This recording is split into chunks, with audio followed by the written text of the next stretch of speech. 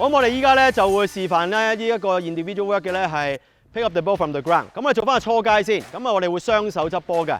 咁留意翻咧，當我哋雙手嘅時候咧，雙手好似鏟泥車咁樣攝入個波底度。咁跟住咧執翻起之後，雙手持球跑前，就做翻個 roll ball 就可以啦。咁睇一睇，雙手執翻起 roll ball。OK， 翻轉頭一樣都係雙手嘅，攝入個波底，保持翻個平衡，跟住就 roll ball 就可以啦。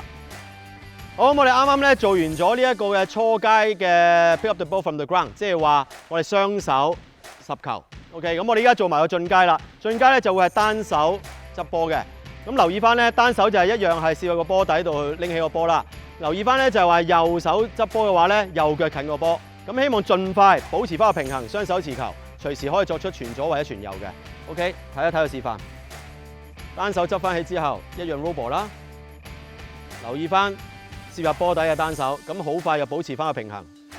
好，完成。好啦，咁頭先我哋講解完咧pick up the ball from the ground， 即係話去地下拾球呢樣嘢啦。咁我哋依家咧分翻4隊咧做翻個訓練模式。咁啊做翻個初階先，即係話雙手喺地下執波。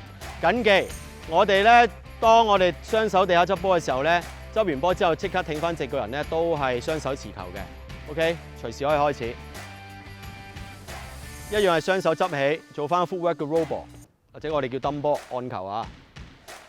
footwork 跟住先 dump 波，跟住雙手撐起個波。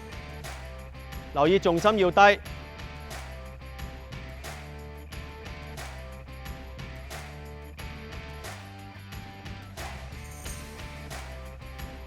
好啦，跟住我哋做埋進階啦。我哋單手，咁緊記單手嘅時候咧，我哋留意翻咧，我哋隻手咧係攝入個波底嗰度嘅。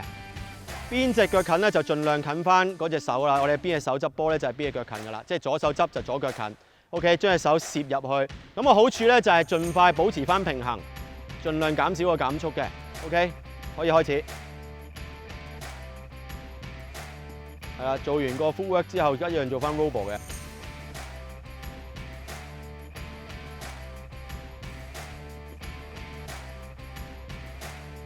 留意翻單手咧，係我哋係攝隻手入去個波底度嘅，咁令到我哋咧更加有效率咧，盡快保持翻個平衡。